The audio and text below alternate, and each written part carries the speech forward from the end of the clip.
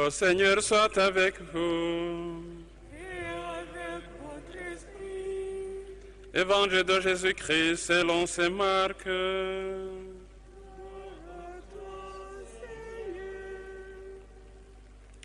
Les pharisiens et quelques scribes étaient venus de Jérusalem. Ils se réunissent autour de Jésus et voient quelques-uns de ses disciples prendre leur repas avec des mains impures, c'est-à-dire non lavées. Les pharisiens, en effet, comme tous les juifs, se lavent toujours soigneusement les mains avant de manger, fidèles à la tradition des anciens. Et au retour du marché, ils ne mangeaient pas avant de s'être aspergés d'eau, et ils sont attachés encore par tradition à beaucoup d'autres pratiques, lavage de coupes, des cruches et des plats. Alors les pharisiens et les scribes demandent à Jésus: pourquoi tes disciples ne suivent-ils pas la tradition des anciens? Ils prennent leur repas sans s'être lavé les mains. Jésus leur répond: Isaïe a fait une bonne prophétie sur vous, hypocrites, dans ce passage de l'Écriture. Ce peuple m'honore des lèvres, mais son cœur est loin de moi. Il est inutile le culte qu'ils me rendent. Les doctrines qu'ils enseignent ne sont que des préceptes humains. Vous laissez de côté le commandement de Dieu pour vous attacher à la tradition des hommes. Puis Jésus appela de nouveau la foule. Écoutez-moi tous et comprenez bien. Rien de ce qui est extérieur à l'homme et qui pénètre en lui ne peut le rendre impur. Mais ce qui sort de l'homme, voilà ce qui rend l'homme impur. Il disait encore à ses disciples, à l'écart de la foule: c'est du dedans, du cœur de l'homme, que sortent les pensées perverses, inconduite, vol, meurtre, adultère, cupidité, méchanceté, fraude, débauche, envie, diffamation, orgueil et démesure. Tout ce mal vient du dedans et rend l'homme impur. Acclamons l'évangile de Dieu. Louange à toi, Seigneur Jésus.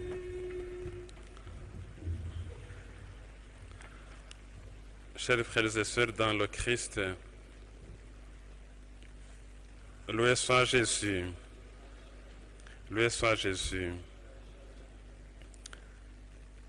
Nous sommes au 22e dimanche du temps ordinaire.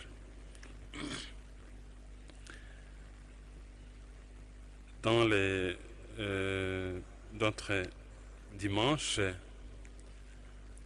nous méditions le discours sur le pain de vie. Et maintenant, nous étions chez Saint Jean. Nous revenons chez Marc. Aujourd'hui, si nous pouvons formuler le thème partant des lectures que nous venons d'écouter, nous pouvons dire pouvons ainsi formuler: la vraie religion est celle du cœur, qui consiste à suivre les commandements de Dieu. La vraie religion, celle du cœur, et elle consiste à suivre les commandements de Dieu. Si nous commençons par la première lecture tirée du livre du Deutéronome, Dieu, à travers Moïse, rappelle à son peuple de suivre ses ordres et ses commandements. Pas seulement les écouter, mais aussi et surtout les mettre en pratique. Ces commandements et ces ordres rendent sages et intelligents ceux qui les gardent. il donne la sagesse. Est sage celui qui sait bien juger entre le bien et le mal, et qui sait prendre de bonnes décisions, et il est prudent. Le sage est prudent, et l'intelligent comprend, peut interpréter, peut écouter ce que Dieu dit, et bien le comprendre et le suivre, mettre en pratique ce que Dieu dit. Il n'est pas permis de changer ses ordres et commandements en y ajoutant ou en enlevant quelque chose. Il faut les suivre intégralement. Les commandements de Dieu, nous les connaissons, pouvons-nous dire, sont parfois résumés en 10 commandements. Adorer Dieu et l'aimer parfaitement, respecter son saint nom en fuyant les faux blasphèmes, respecter le jour du Seigneur en servant Dieu avec dévotion, honorer nos parents et même aussi nos supérieurs, ne pas tuer, ne pas commettre l'adultère, ne pas voler, ne pas porter de faux témoignages ou de mensonges contre notre prochain, ne pas convoiter la maison ou la femme de ton prochain, et ne pas convoiter de ce qui est en ton prochain. Mais comme nous le savons, tous ces commandements et les ordres du Seigneur sont résumés en un seul mot: amour, amour de Dieu et amour du prochain. Aime et fais tout ce que tu veux, nous dit saint Augustin. Dans l'Évangile, Jésus revient sur la pratique des commandements. Nous pouvons dire qu'il s'agit de la question si la loi doit la pureté. Il y a en effet un désaccord entre Jésus-Christ d'un côté, et les pharisiens et les scribes de l'autre côté. L'Évangile parle de la tradition des hommes et de la loi du Seigneur. Les scribes et les pharisiens devraient normalement bien interpréter les commandements de Dieu sans ajouter ni enlever quelque chose sur ces commandements et les ordres de Dieu, comme nous l'avons écouté dans la première lecture. Il faut suivre, il faut garder les commandements de Dieu sans rien ajouter, sans rien enlever. Malheureusement, certains scribes et pharisiens mettent de côté le commandement de Dieu pour s'attacher à la tradition des hommes. La question ici concerne normalement l'hygiène corporelle et la pureté spirituelle ou bien la pureté du cœur. Nous avons à distinguer. Il ne faut pas mettre sur le même pied d'égalité le fait de se laver les mains avant le repas ou au retour du marché, etc., et la purification du cœur. Il y a des domaines, il y a deux domaines. Il y a la santé du corps. Oui, l'hygiène, c'est de l'ordre de la santé publique. Il faut quand même nous laver les mains, laver nos corps, Bon, nous laver, de que nous nous levons. Bon, au retour du marché, bon, même il faut de l'hygiène, il faut de la propreté de nos corps. Mais le salut de Jésus, le salut de Dieu, est plus que c'était santé du corps. Dans l'évangile selon saint Matthieu, chapitre 23, verset 23, Jésus, ce chapitre que nous avons écouté durant cette semaine passée, où il s'agit d'une dispute entre Jésus et les pharisiens et les scribes. Les scribes et les pharisiens qui sont accusés surtout de l'hypocrisie. Et Jésus donne cette précision. Le plus important dans la loi est la justice, la miséricorde et la fidélité. Et il dit, voilà ce qu'il fallait pratiquer sans négliger le reste. Jésus condamne cette religiosité extérieure qui est qualifiée comme la manifestation de l'hypocrisie, parce que, comme Isaïe l'a bien dit, il ne faut pas honorer Dieu de nos lèvres, alors que nos cœurs sont loin de Dieu. Que Dieu habite dans nos cœurs. Il faut avant tout pratiquer la justice, la miséricorde et la fidélité.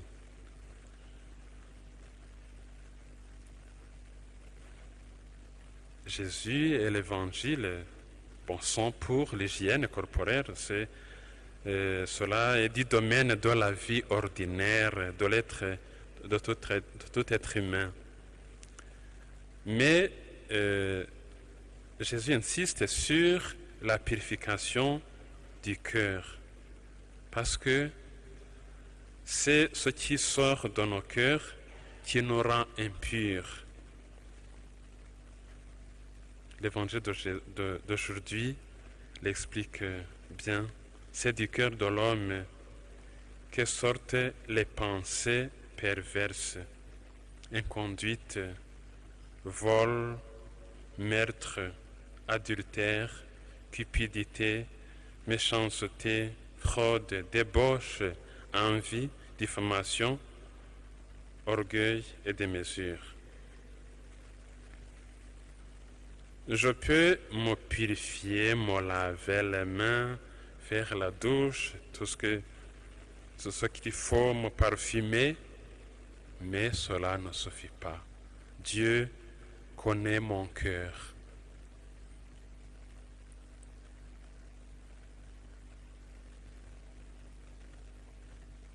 Avant tout, il faut que je purifie mon cœur. Si ce qui sort de mon cœur et ce qui me rend impur, il faut que je fasse attention à ce que je fais entrer dans mon cœur. C'est du cœur de l'homme que sortent les pensées perverses. Mais aussi, c'est du cœur de l'homme que sortent les bonnes pensées. En ce qui concerne la connaissance, les penseurs disent, et c'est vrai, que rien n'entre dans l'intelligence si il n'est pas avant tout entré par nos sens. Ce qui sort dans nos cœurs, avant tout, il est entré.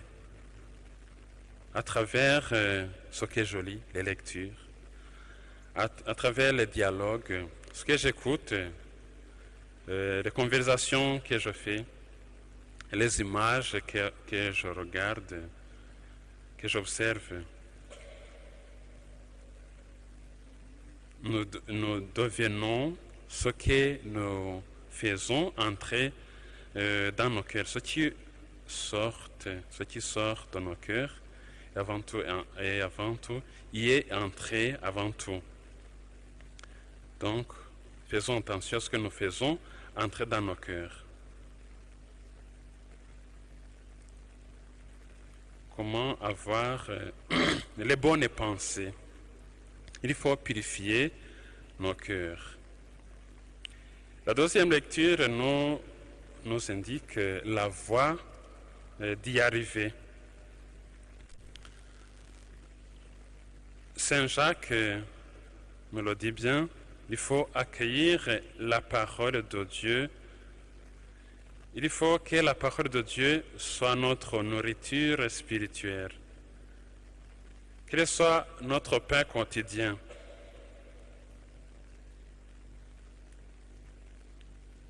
Si nous assistons dans ce monde de l'information, de la technologie, à la force des images, il y a l'impact des images, ce que certains même sont, deviennent comme on parle de la addiction.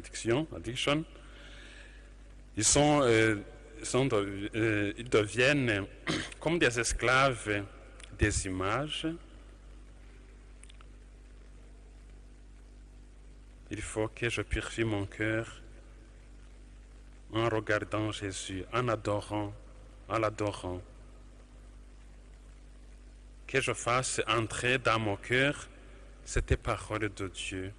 Aussi, que je contemple Jésus. Ainsi, de mon cœur sortira les bonnes pensées. Comme nous le dit Saint Paul, nous sommes appelés à avoir les mêmes sentiments que Jésus. Parlant des pensées, et ces pensées proviennent des sens. Rien n'entre dans l'intelligence sans passer par le sens. Il y a l'importance du voir, de la vision et de lui. Ce que je vois, ce que je regarde et ce que j'écoute. Encore, je le répète, que la parole de Dieu soit notre pain quotidien. Accueillons la parole de Dieu pour que nos cœurs soient purifiés. Accueillez donc humblement la parole de Dieu semée en vous et elle est capable de vous sauver, nous dit Saint Jacques dans la deuxième lecture. Et dans la vie concrète, la parole de Dieu d'aujourd'hui insiste sur la pratique des commandements. Il ne faut pas seulement écouter la parole de Dieu, mais il faut la mettre en pratique.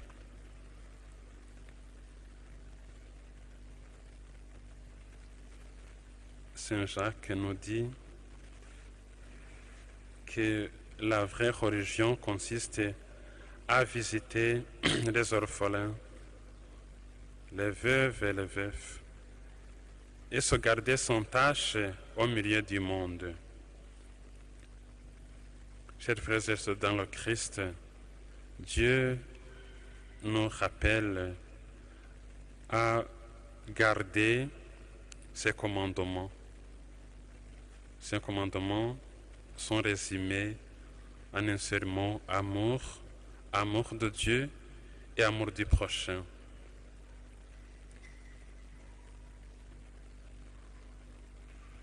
Il ne faut pas seulement écouter, mais il faut mettre en pratique ces commandements de Dieu. Et cela se manifeste à travers la purification de nos cœurs. Nous y arrivons en écoutant la parole de Dieu, en adorant Jésus dans ce sacrement.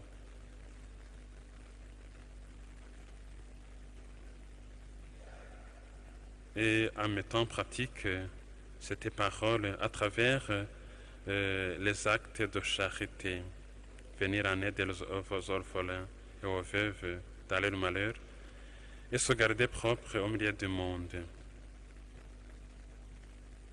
Le Seigneur soit avec vous. Nous levons pour professer notre foi.